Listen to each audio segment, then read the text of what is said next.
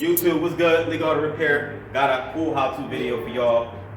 Working on a 2004 Volvo XC90. I think it's a 3.2 engine. It is because it's not a V8. I think it's a inline 5-cylinder. That's weird. Whatever. But just gonna show you guys how to replace the your lower. I did one side. Replace your lower control arms in the ball joint. And at the end of the video, I put a little something extra in it, show you how to replace the sway link as well.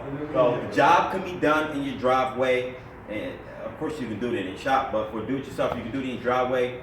Only thing is, it's gonna be a pain in the rear trying to get the ball joint to line up to the control arm, and that's where you're gonna need some extra help. So do not do this job alone. You see that I had someone help me line up the ball joint along with the the low control arm. Make sure you got a helper, but I'm gonna do a voiceover, so not gonna be talking to you in steps. It's just me going over the video with an extra audio, and we're just gonna do it that way. So yeah, it's gonna be a voiceover. So make sure you guys hit that like button. Make sure you guys subscribe, and I won't do no outro. So I'm just gonna cut it and probably leave some videos for you to click on afterwards, and end screening. I think that's what it's called. And yeah, that's that. So hit that like button. Make sure you guys subscribe. All right, so I got my flashlight and I'm pointing out, what components you're going to be removing, such as bolts and nuts and all that good stuff. I'm going to try to limit the swearing, because I know probably instructors like to show their students, or other people like to watch this with their kids, but it's cool. So just peep game on what I'm doing. I'm going to try to get you through this, all right? So yeah, I'm pointing out all the stuff to remove. So you got a problem, go back. So the first thing, I'm grabbing my wrench. I will let you know the sizes and everything.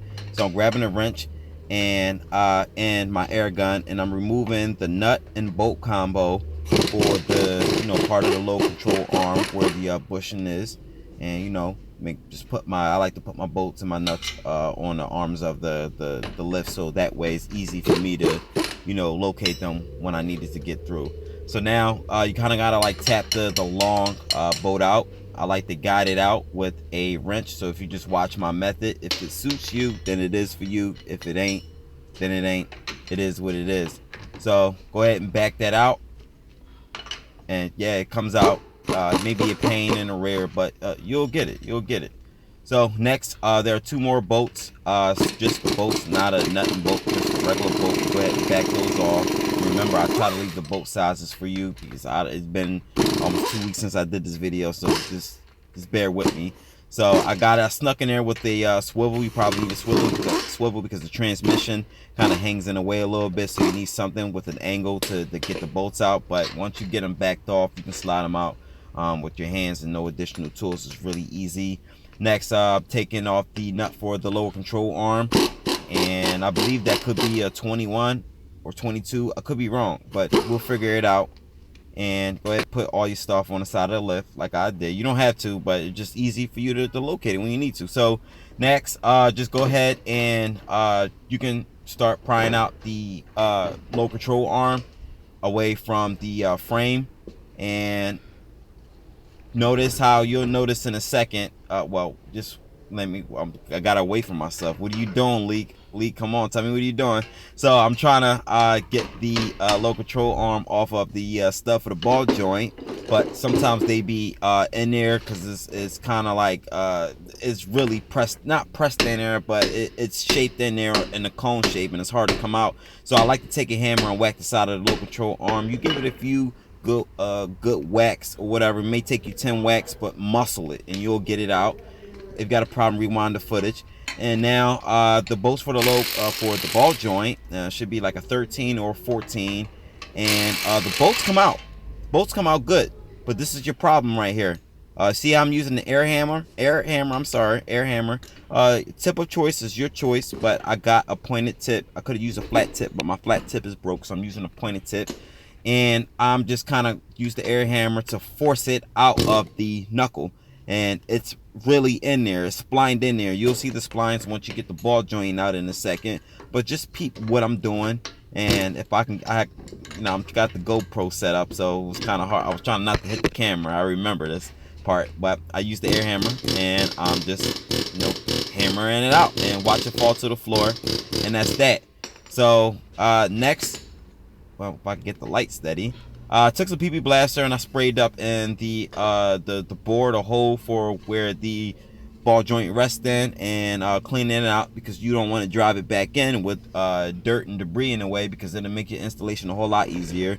And then next right here, I'm taking both low control arms, I'm matching them up, make sure I have the correct size for the driver's side. If you're doing both, you have different sides, just make sure you match it up correctly.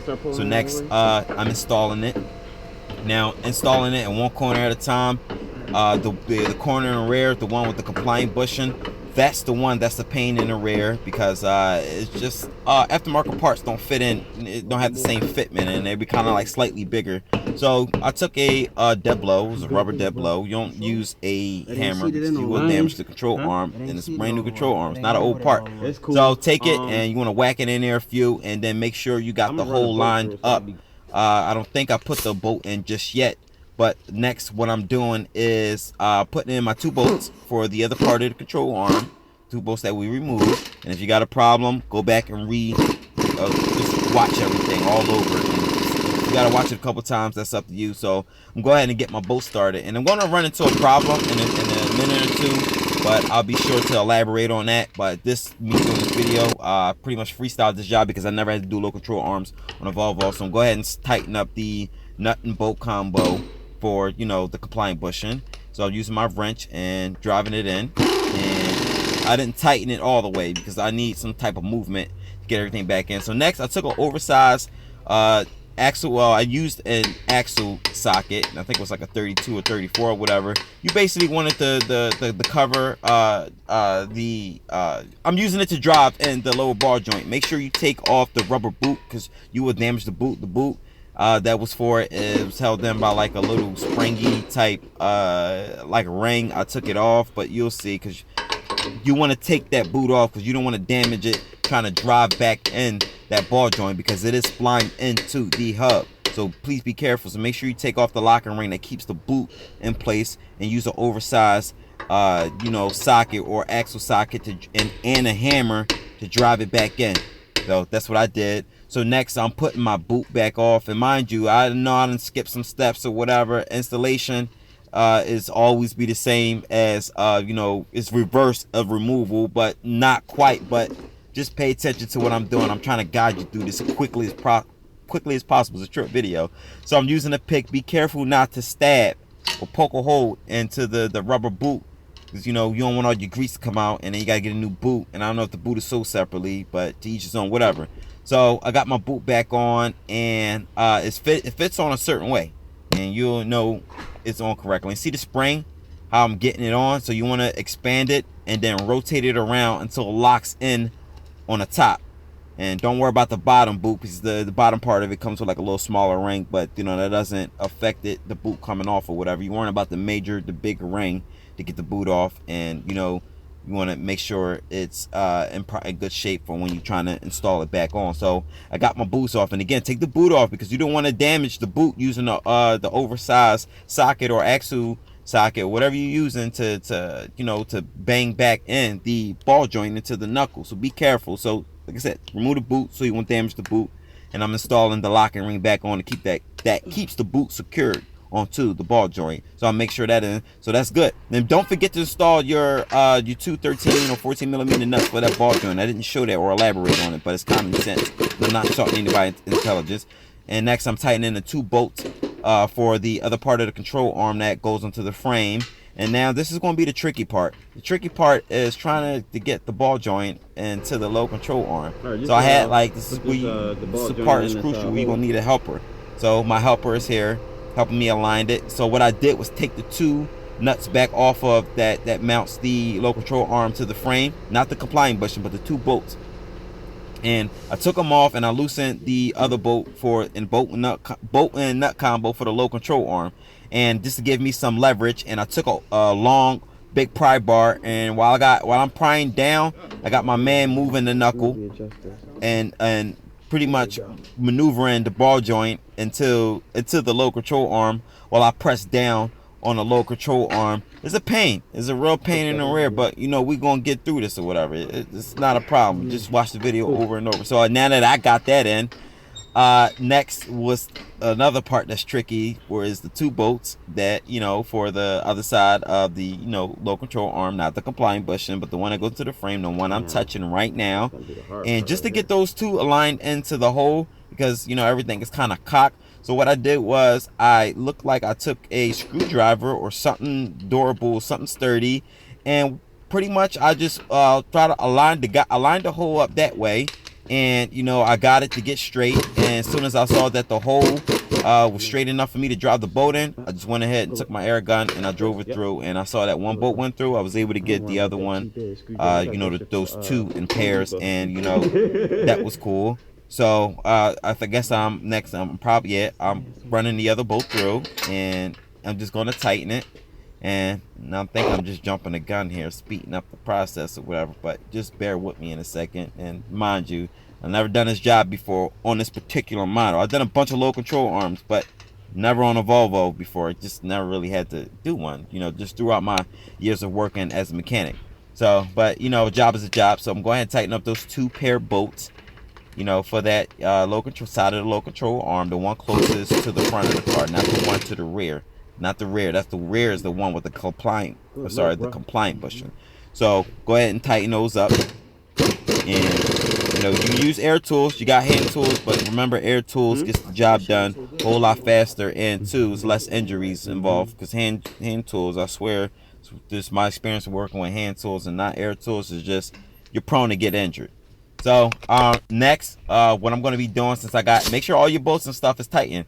I think I'm gonna tighten up my the nut for the low control arm. I think that's 21, so make sure that's tight.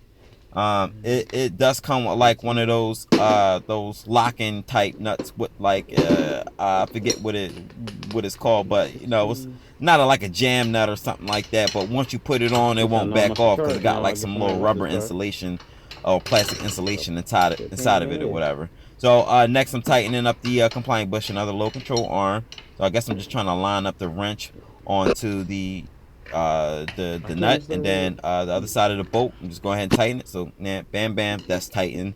And then next, this is just extra in the video, just in case you want to know how to get your sway bar length off, because this was part of my job. So I think I took an 18 millimeter or 21 millimeter, and I just pretty much drove it off. You got a problem getting off the nut for the your sway links. Sway links be a pain in the rear trying to get them off. Vice grips are your friend. I like to use the needle nose vice grips, and you guys that are experienced, and you guys know what I'm talking about, you will know that vice grips is a major key in getting sway links off, and locking up the sway link just to get the nut off, because everything will spin. So I got that off, and then that bottom nut is 15 millimeter, and I remember it was 15 millimeter because one bolt was bigger than the other. And I just pretty much locked the bottom, and just ran it out on the other side with my gun, and everything came off cool. I didn't really have any problems after just using the needle nose. So like I said, this is additional in the video. I didn't have to add it or whatever. It could be irrelevant to you, but at least you know how to remove and install your your sway links. And this method applies for the rear, same way. Sway links always come off the same way. It could be a pain, but ain't nothing like vice grips or heat, and that can take care of the problem. So I guess what I'm doing, I'm walking over to suspension work, man. Get the sway link, and make sure you match them up. Make sure it's cool, and remember, one side is bigger than the other as far as the thread pitch go. So the biggest thread pitch goes on the top, and then the smallest one goes to the bottom. That goes on the actual sway bar itself. So get that in, get your nut on, screw it on, and like I said, I use air tools for this process. You're gonna have to probably, most likely, if you don't have a strong gun, enough to just to get it drilled on, use some needle nose vice grips again. And that's what I'm doing right now, and it's right here. And I guess I'm looking for my airline, and go ahead and tighten it up. Remember that bottom nut is 15 millimeter, So getting that in, and don't go all Macho Man and drilling it, so that way you can't back it off in the future. You have a hard time, and you probably got to cut it off. And coming up to the end of the video, but you go ahead and elaborate. Just tightening it up. Oh, I'm locking up the stud, not the stud, but it's like a little round, not a round, though it's like a round, like a base part of the stud for the sway link. Just lock that in place and tighten it up, and bam, there you go. So that's that. Thanks for watching, guys.